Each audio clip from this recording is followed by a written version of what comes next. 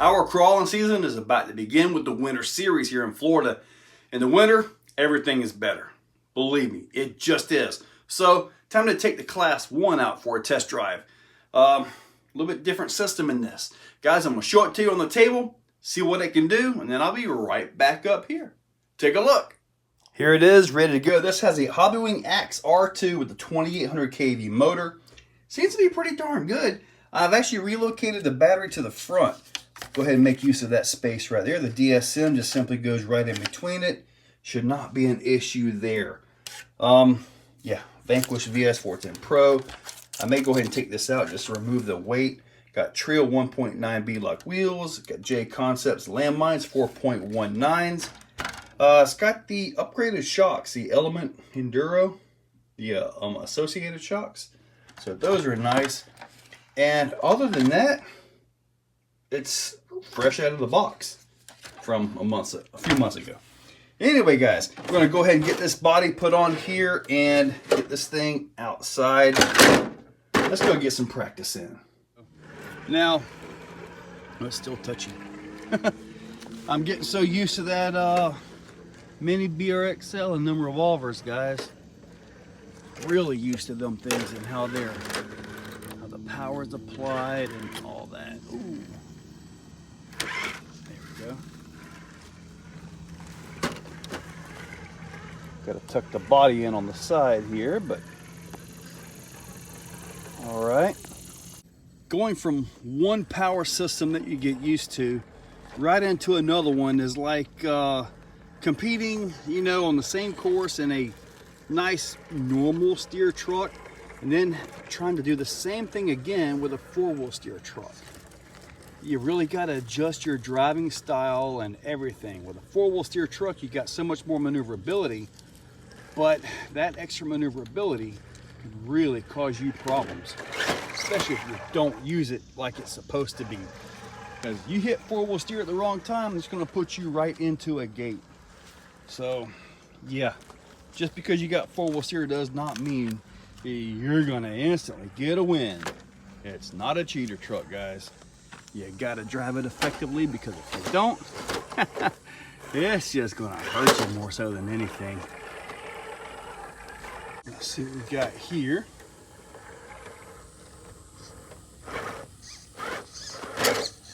Get that push up on it. Get that tire to grab it.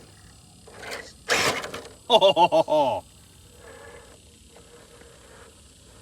See if we can get just the right hook on this.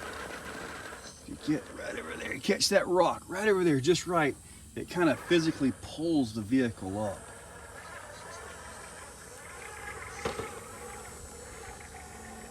Now, when we compete, we always start with Class 1. And they actually have their own separate course that we drive. Ooh. Ooh. And the way it works out is 1, 2 Sport, 2 Pro, Class 3, and then we get into Capra and 6x6. See if we can do a climb time. This is one of those that I may have to test my hook ability out with the DSM on this one. But you know, we got to give it a try first. And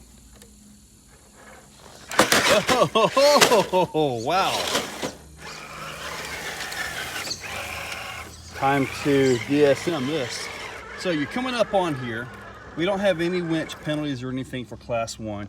You come up on an obstacle like this and you immediately got to take your senses and put them to use. Throw something out there. Get this thing to hook just barely. Barely on a nub. And then let's see what we can get here.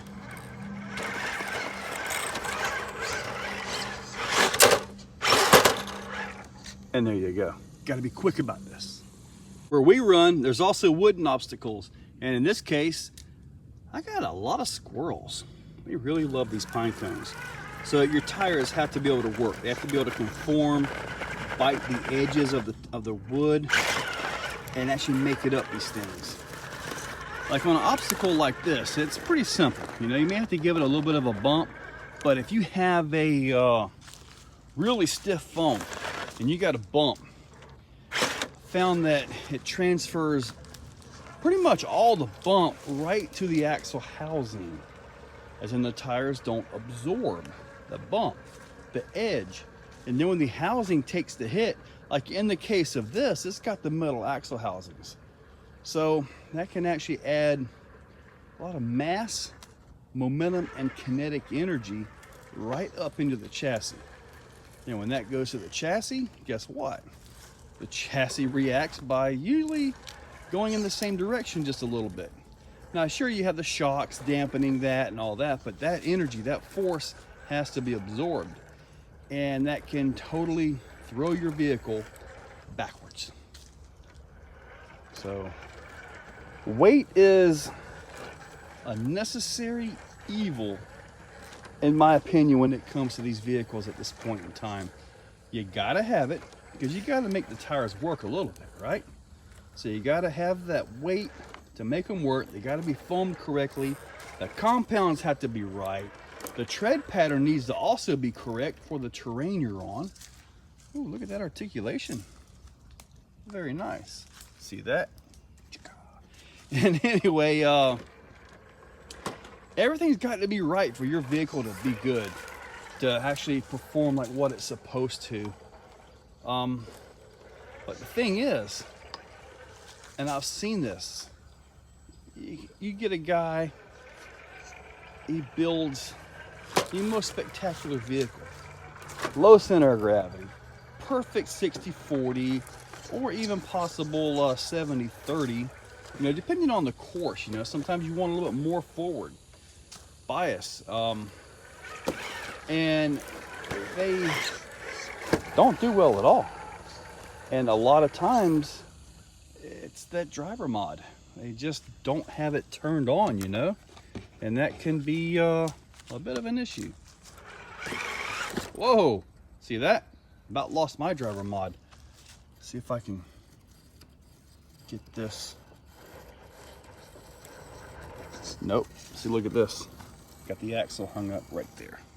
So, driver mod calls in for reinforcements, and the reinforcements have arrived in the form of a really silent Chinook. Let's see what we can do now. Hit this a little bit better. There we go. Or so I thought. There we go.